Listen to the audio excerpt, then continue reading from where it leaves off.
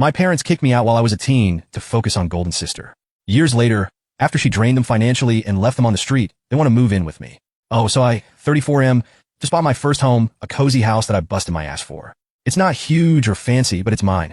After years of living paycheck to paycheck and saving every penny, I finally have something to call my own. Honestly, I should be celebrating, but my parents are already trying to ruin it. To understand why this pisses me off so much, you need to know my history with them. Growing up, I wasn't just the black sheep. I was the family's personal punching bag, their built-in scapegoat for every problem under the sun. Kelly, my older sister, wasn't just the golden child. She was the crown jewel of the family. She could burn the house down, and my parents would probably hand her a marshmallow and blame me for not stopping her. It started small with stupid things that didn't make sense but still felt unfair. Like when Kelly decided to turn the living room walls into her personal art project with permanent markers. My mom walked in, saw the mess, and immediately turned to me. "What did you do?" Kelly, standing right there with a marker in her hand, chimed in, "It wasn't me. He told me to do it. Guess who got grounded for a month? Yep, me. I didn't even have a chance to defend myself before I was sent to my room. Dinner privileges revoked." Then there was the time Kelly borrowed my dad's credit card in high school and charged over $1,000 buying makeup, clothes, and a concert ticket to see some boy band. When the bill arrived, my dad lost it. He stormed into my room, waving the credit card statement in my face, yelling about how I was reckless and disrespectful. Kelly, of course, acted shocked and horrified. "I would never do something like that," she gasped, hand over her chest like she was on some bad soap opera. It wasn't until my dad got a call from the bank about the purchases being made at a Sephora 2 towns over, while I was sitting in detention at school, that he realized it wasn't me.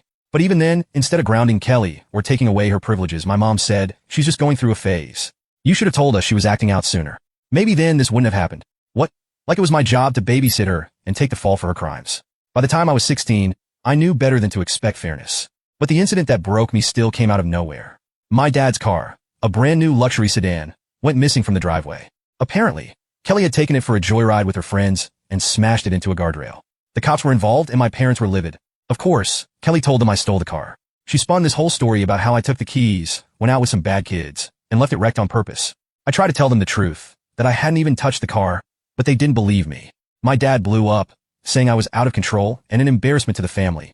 Without even giving me a chance to explain, they decided I was too much to handle and sent me to live with my grandma. And not just for a little while. This wasn't some temporary punishment or a chance to cool off. They permanently abandoned me. My dad literally said, "We can't have you here if you're going to destroy everything we've worked for." I wasn't the one who wrecked the car, but Kelly, she got off with a slap on the wrist. By the time I was gone, my parents had bought her a car of her own. A freaking car. She cried about being traumatized by the accident, and they rewarded her with a brand new vehicle to help her rebuild her confidence. I never went back home after that. Grandma took me in and treated me better in 5 minutes than my parents had in 16 years. She didn't have much. She lived in a small house with creaky floors and old furniture, but she gave me a safe space where I didn't have to constantly watch my back. She believed me when I told her what really happened.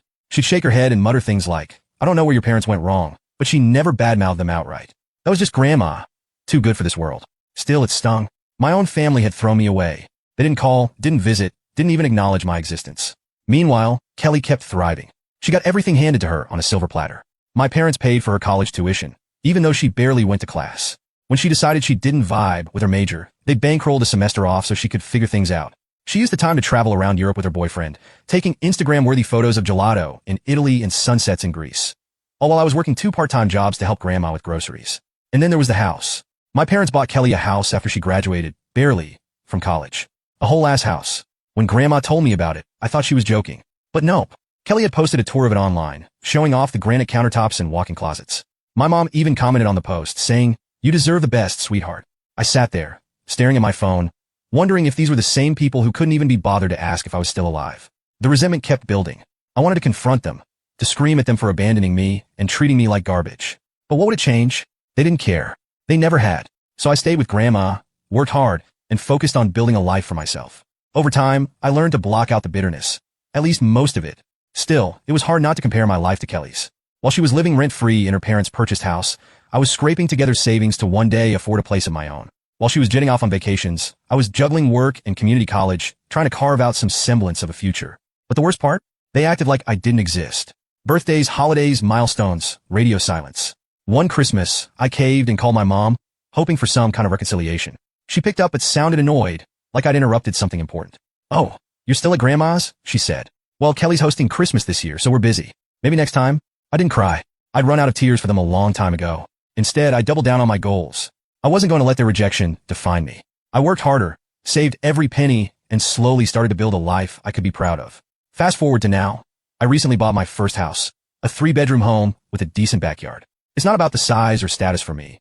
It's about what it represents: freedom, security, and finally having something that's truly mine. Or more accurately, ours. See, this isn't just my house. My grandma, the one person who's always been in my corner, is on the deed with me. After everything she's done for me, it was a no-brainer.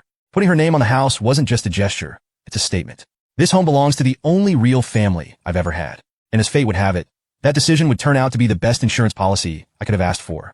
We'd only been living here a few months when Grandma's health started to decline, and that hit me hard. But I wasn't about to let her struggle alone. I hired a private nurse to help take care of her, someone who could be there while I worked. It wasn't easy to juggle, but this was Grandma. She deserved nothing less. While we were settling in, I got a call. I saw Mom pop up on the screen and nearly dropped my phone out of pure shock. My parents hadn't called me in years. The last time I heard from them, I was 25, busting my ass at a warehouse job, and they called to tell me Kelly was hosting Christmas, so I probably wouldn't feel comfortable coming. And now, out of nowhere, my mom decides to play concerned parent? Yeah, I wasn't buying it. Still, I answered. "Hi, sweetheart," she chirped, her tone so sugary I almost gagged. "We heard you got a house. That's such a big step. You must be so proud." "Yeah," I replied cautiously. "What do you want?" The fake cheerfulness vanished like a popped bubble. "Well, your father and I are in a bit of a bind. You know how things have been tough for Kelly lately." I already knew where this was going, but I let her continue. "And we had to help her out. It's been really hard on us financially, and we're losing the house. We were thinking, since you got all that space, maybe we could stay with you for a while, just until we get back on our feet." There it was. The audacity. The absolute gall. I almost laughed. After everything they'd done, kicking me out, abandoning me, ignoring me for years, they really thought I'd just open my doors to them? "No," I said flatly. She gasped like I'd slapped her. "But we're family. Were we family when you dumped me on Grandma?" I snapped. "Were we family when you gave Kelly everything and left me to fend for myself?" "Sorry, but no. I'm not your backup plan." Her tone turned icy. "I can't believe you're being so selfish. We raised you. Grandma raised me," I corrected. "And I'm not giving you a damn thing." I hung up, shaking with anger. But it didn't stop there. Over the next few days, the guilt trip texts started rolling in. My dad sent me a novel-length message about how they'd sacrificed so much for me and how I was turning my back on my own blood. Kelly even had the audacity to chime in, calling me pathetic for letting our parents suffer. This coming from the woman who caused the entire mess in the first place. See, Kelly's house, the one my parents bought for her, got foreclosed because she maxed out her credit cards trying to live like some Instagram influencer. When that house of cards came crashing down, she ran crying to Mom and Dad, who drained their savings to bail her out. But it wasn't enough. Now they were broke, losing their own home, and Kelly was living with them again, still mooching off whatever scraps they had left. Meanwhile, Grandma and I were thriving. I got a better job soon after moving, which meant I could start putting money into upgrades for the house. Even with Grandma's nurse bills stacking up, we made it work. For the first time in my life, I felt like I was exactly where I was supposed to be. But of course, my parents couldn't let me have peace. They showed up at the house one afternoon, uninvited, banging on the door like they were the cops. When I opened it, my mom immediately tried to push her way inside. "We need to talk," she said, her voice sharp. "No, we don't," I replied, blocking the doorway. "Whatever you're here for, the answer is no." My dad stepped forward, looking angrier than I'd ever seen him. "We're your parents. We gave you everything, and this is how you repay us?" "You gave me nothing," I said calmly. "Grandma gave me everything. And this house? It's mine. And hers. You're not welcome here." My mom's voice hit a new pitch. "This house wouldn't exist without us. You wouldn't exist without us. You owe us." I laughed bitterly. Grandma finally had enough. She came to the door, frail but firm, her voice calm and unwavering. "This is our house," she said, her eyes narrowing at my parents. "And if you don't leave, I'll call the police." That shut them up real quick. They stormed off, muttering under their breath about how I was ungrateful and selfish. A week later, I heard through mutual acquaintances that my parents were telling everyone I'd stolen the house from them. According to their version of events, they had helped me financially, and I had cut them out once I got the keys. Which, of course, was complete and utter BS. Every dime that went into this house was mine, and the deed, with Grandma's name on it, proved it. Kelly was still mooching off them, still causing chaos. Apparently, she'd maxed out another credit card, this one co-signed by my dad, and now they were on the hook for even more debt. Their house officially went into foreclosure, and the three of them were crammed into a tiny rental apartment. Meanwhile, I'm finally building a life that is mine, not because of my parents, but in spite of them. Every time I walk through the front door, I'm reminded of what real family looks like, and that's worth more than anything they could have ever offered. As for my parents and Kelly, karma has a way of catching up with people. They're stuck in that tiny rental, drowning in debt and drama. And from what I hear, Kelly's already on her third big idea to get rich quick. They put in greed, selfishness, and lies. And now they're reaping exactly what they sowed. Me? I've got peace, stability, and the kind of life they'll never understand. Funny how life works, isn't it? Update. Hi, Reddit. It's been a while.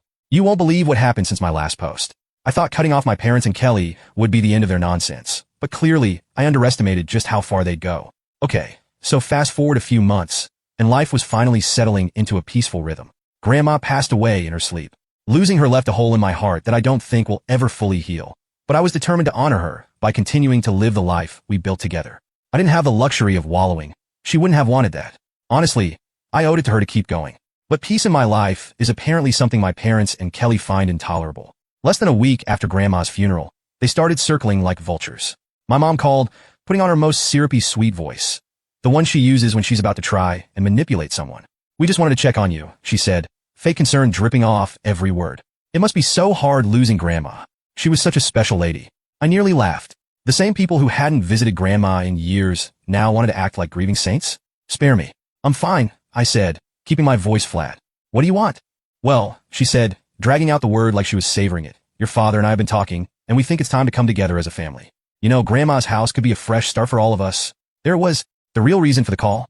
I didn't even let her finish her pitch before hanging up. They didn't waste time making their next move. A certified letter showed up a few days later. My parents were suing me. Their claim? Since Grandma's name was on the deed, half the house was part of her estate, and they were entitled to that share as her next of kin. Never mind that I'd paid for the house with my own money. Never mind that I'd put Grandma on the deed as an honor. Not because she contributed financially. It didn't matter to them. They saw an opportunity and latched onto it like parasites. I wasn't about to roll over and let them take what was mine. I called Alyssa, my lawyer. She reviewed the letter and explained that while their argument wasn't airtight, it wasn't completely baseless either. Technically, with Grandma's name on the deed, they could argue that her share was part of her estate. It didn't mean they were right, but it did mean we'd have to fight. They're grasping at straws, Alyssa assured me. But we'll need to be thorough. This could get messy. The first step in the legal process was discovery, which basically meant both sides had to gather and exchange all the evidence they had. I handed over everything. Bank statements showing I'd made every payment on the house, emails with the real estate agent, even texts with Grandma where we talked about putting her name on the deed as a symbolic gesture. Alyssa said it was airtight. My parents, on the other hand, decided to get creative. Their lawyer, a smug guy with slicked back hair and a bad suit, argued that since Grandma's name was on the deed, it was proof that she had a financial stake in the house. They even dug up old family photos of Grandma, sitting on the porch or helping me plant flowers in the yard, claiming it was evidence that she was a co-owner. The audacity didn't stop there. They tried to twist the fact that I'd hired a nurse for Grandma in her final months into an argument that I was managing her share of the property. According to them, my paying for her care wasn't an act of love. It was some kind of financial arrangement. I couldn't believe the lengths they were going to just to paint me as the bad guy. Alyssa wasn't fazed. "Let them dig their hole," she said. "The more ridiculous their claims, the easier it'll be to dismantle them in court." While the legal process crawled forward, my parents and Kelly launched a full-on smear campaign against me. Kelly, true to form, took to social media with her crocodile tears. She posted some long, dramatic rant about how I was stealing the family home and leaving my poor, helpless parents homeless. The comments were filled with sympathy from people who had no idea what the real story was. Stuff like, how could he do this to his own family?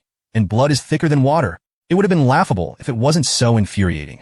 These were the same people who had kicked me out as a teenager, who hadn't even visited Grandma while she was sick, and now they wanted to play the victims? The hypocrisy was almost impressive. What really got me was the way they dragged Grandma into it. My parents started telling anyone who would listen that I'd manipulated her into signing over the house. They painted me as some kind of greedy, conniving grandson who'd taken advantage of a frail old woman. It was disgusting. I didn't engage, though. I knew getting into a public back and forth would just add fuel to their fire. Instead, I focused on gathering more evidence to prove my case. Before we could head to court, the judge ordered us into mediation. Apparently, it's standard procedure to try and resolve disputes outside of court. I wasn't optimistic, but Alyssa said it was worth going through the motions. The mediator was this exhausted-looking woman who clearly dealt with family drama for a living. She started by asking if there was any way we could come to an agreement. My mom immediately launched into her pity act, talking about how they were struggling and how it was only fair that they get half the house. Fair would have been treating me like a human being when I was a kid, I said coldly.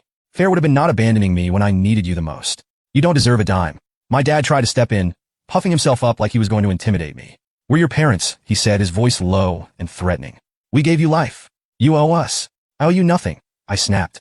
You made your choices. Now live with them.